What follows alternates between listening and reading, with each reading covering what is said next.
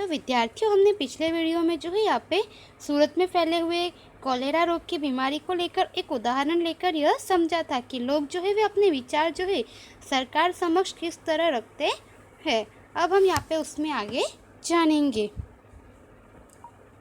उपयुक्त हिस्से में जो है यहाँ पे हमें बताया गया है कि उपयुक्त हिस्से में आपने कॉलेरा की घटना के बारे में पढ़ा। आपने क्षेत्र की किसी भी समस्या को स्वास्थ्य अधिकारी, जिला कलेक्टर या दूसरे पदाधिकारी श्री के समक्ष प्रस्तुत करते हुए अपने क्षेत्र के नेताओं को देखा होगा, लेकिन आपने विधायक को देखा है, आपने विधानसभा के बारे में सुना है। तो यहाँ पे हमें बताया है कि उपयुक्त हिस्से में जो है आपने कॉलेरा की घटना के बारे में पढ़ा, जिसमें हमने देखा कि हमारे क्षेत्र भी कोई भी समस्या जो है वह हम स्वास्थ्य अधिकारी, जिला कलेक्टर या फिर जो उस पद पर है जो समस्या का समाधान कर सकते हैं उसके समक्ष रखते हुए ऐसे क्षेत्र में जो है नेताओं को वगैरह देखा है। परंतु क्या आपने विधायक को देखा है और या फिर हमने विधानसभा के बारे में क्या आपने सुना है? तो अब हम इसके विषय में जानकारी प्राप्त करेंगे कि हम विधायक किसे कहते हैं और विधायक कैसे बनते हैं, उनके क्या कार्य होते हैं तथा विधानसभा के बारे में यहाँ पे जानकारी प्राप्त करेंगे। विधानसभा के सदस्य को हम विधायक कहते हैं। MLA, member of legislative assembly के रूप में भी विधायक को पहचाना जाता है। तो यहाँ पे हमें बताया है कि विधानसभा के सदस्य जो है उन्हें हम विधायक कहते हैं, कि जो विधानसभा के सदस्य के रूप में कार्यरत है उन्हें हम विधायक कहते हैं। तथा एमएलए यानी कि मेंबर ऑफ लेजिस्लेटिव असेंबली के रूप में भी हम विधायक को पहचानते हैं। एमएलए की पसंदगी जनता द्वारा सीधे चुनाव से होती है। अपने मत क्षेत्र में से निर्वाचित होकर वे विधानसभा के सदस्य एमएलए बनते हैं। तो यहाँ पे हमें बताया है कि एमएलए जो है वे अपने पसंदगी द्वारा जो है जनता के द्वारा जो है पसंद किए जाते हैं और अपने मत क्षेत्र में से वे निर्वाचित होकर विधानसभा के सदस्य से एमएलए बनते हैं और वे आगे चलकर जो है सरकार बनाते हैं। इस पर से हम कह सकते हैं कि विधानसभा के सदस्य एमएलए लोगों का प्रतिनिधित्व करते हैं। तो यहाँ पे हमें बताया है कि वे जो सदस्य हैं जो जनता द्वारा चुने जाते हैं वे विधानसभा के सदस्य यानी एमएलए बनते हैं और सरकार बनाते हैं। इस पर से हम कह सकते हैं कि विधानसभा के सदस्य यानी जो एमएलए है वे लोगों का प्रतिनिधित्व करते हैं। अब हम उसमें आगे जानेंगे। भारत के प्रत्येक राज्य में विधानसभा होती है। राज्य के विस्तारों को भिन्न भिन्न चुनाव क्षेत्र में विभाजित किया जाता है। प्रत्येक चुनाव क्षेत्र में से एक एक सदस्य निर्वाचित होता है। तो यहाँ पे हमें बताया है कि भारत के प्रत्येक राज्य में जो है जितने राज्य है उतनी विधानसभा है। तो भारत के प्रत्येक राज्य में विधानसभा होती है और राज्य के विस्तारों को जो है भिन्न भिन्न चुनाव के क्षेत्र में विभाजित किया जाता है और प्रत्येक क्षेत्र में से जो है एक एक सदस्य निर्वाचित होता है। गुजरात में विधानसभा की कुल बैठकें 182 है। प्रत्येक राज्य की विधानसभा के सदस्यों की संख्या भिन्न भिन्न होती है।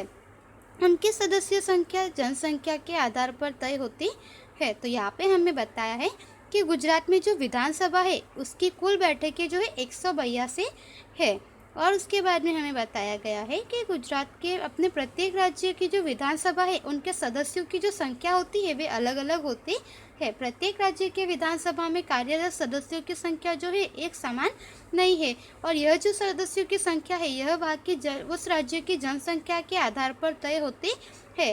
अर्थात जिस राज्य में जो जनसंख्या अधिक हो वहाँ पे सदस्यों की संख्या भी अधिक होती है और जिस राज्य में जनसंख्या कम हो वहाँ पे विधानसभा में कार्यरत सदस्यों की संख्या भी कम होती है। तो इस तरह से यहाँ पे बताया गया है कि प्रत्येक राज्य की विधानसभा के सदस्यों की संख्या जो है वह अलग अलग होती है और उनकी सदस्य संख्या जो है जनसंख्या के आधार पर तय होती है। और गुजरात की विधानसभा की कुल बैठकें जो है वह 182 है।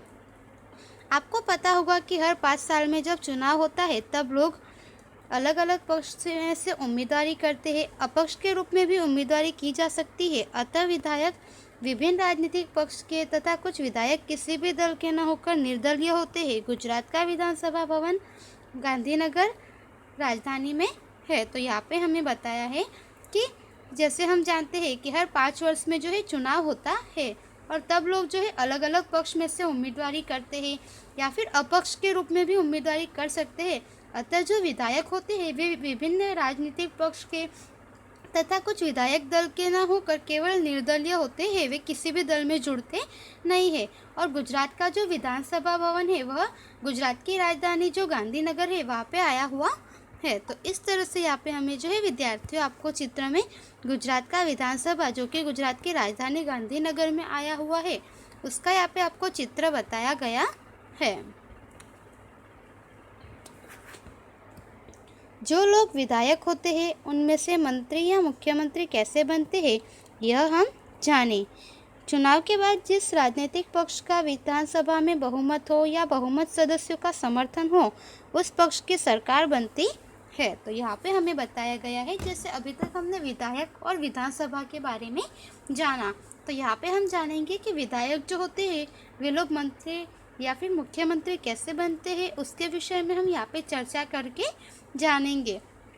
तो यहाँ हमें बताया गया है कि चुनाव के बाद जिस व्यक्ति को जो है राजनीतिक रूप से पक्ष अधिक मिले हो या विधानसभा में उन्हें बहुमत यानी जनता के द्वारा अधिक मत मिले हो या बहुमत यानी अधिक लोगों का समर्थन प्राप्त हो ज़्यादातर सदस्यों का, ऐसे लोगों की जो है उनके पक्ष की सरकार बनती है। और राज्यपाल उस पक्ष के नेता की राज्य के मुख्यमंत्री के रूप में नियुक्ति करते हैं, उन्हें मंत्रिमंडल यानी प्रधानमंडल की रचना करने के लिए आमंत्रित करते हैं। शासन करने वाले राजनीतिक पक्ष को शासक या सत्ताधारी पक्ष और दूसरे पक्ष को विपक्ष कहा जाता है।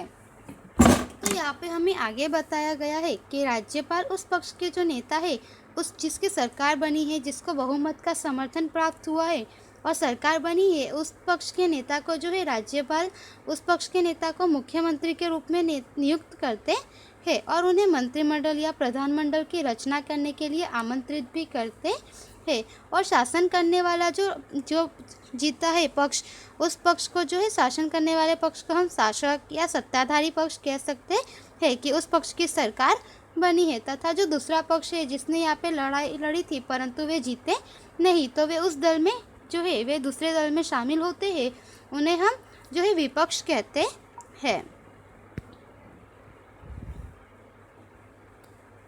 चुनाव के बाद राज्य के राज्यपाल मुख्यमंत्री और अन्य मंत्रियों की नियुक्ति करते हैं।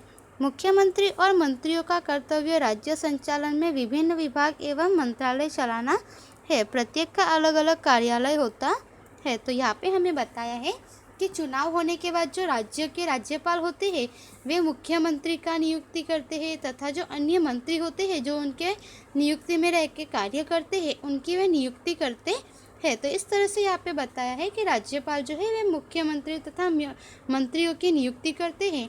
तो मुख्यमंत्री और मंत्री जो है उनका कर्तव्य राज्य संचालन जो है उसमें विभिन्न विभाग एवं मंत्रालय चलाना होता है कि किस किस तरह से संचालन में जो है और कौन से विभाग में कितना यहाँ पे कार्य होना चाहिए, कितना उस राज्य में विकास होना चाहिए, यह सारा कार्य करना होता है। और प्रत्येक मंत्री का और मुख्यमंत्री का जो है अलग अलग कार्यालय होता है।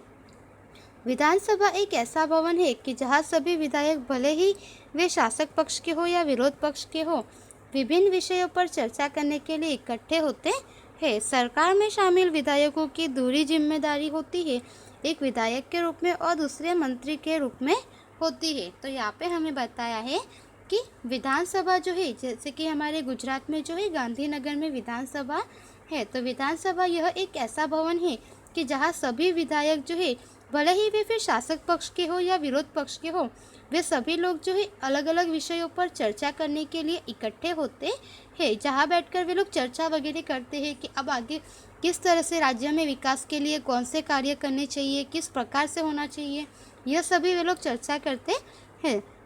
और सरकार में शामिल विधायकों की जो है वह दोहरी जिम्मेदारी होती है, एक तो उनकी विधायक के रूप में जिम्मेदारी होती है और दूसरी वे मंत्री के रूप में भी उनकी जिम्मेदारी होती है।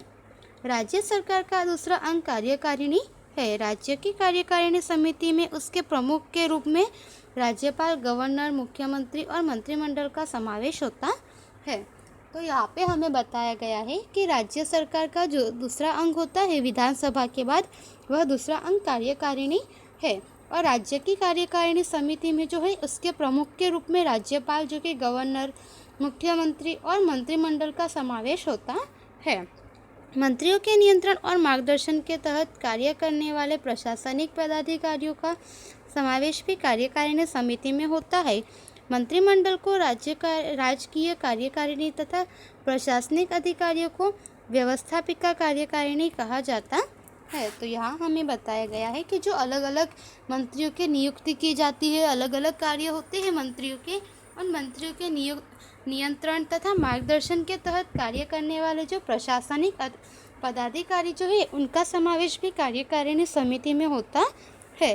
और मंत्रिमंडल जो है उनको राजकीय कार्यकारिणी तथा जो प्रशासनिक अधिकारी है उन्हें व्यवस्थापिका कार्यकारिणी भी कहा जाता है। तो इस तरह से विद्यार्थियों यहाँ पे जो है हमने विधायक, विधानसभा, फिर मुख्यमंत्री, राज्यपाल वगैरह जो है इन सब के विषय में जानकारी प्राप्त की। अब हम उसके आगे जो है राज्यपाल उसके विषय में अगले वीडियो में जानकारी प्राप्त करेंगे। धन्यवाद।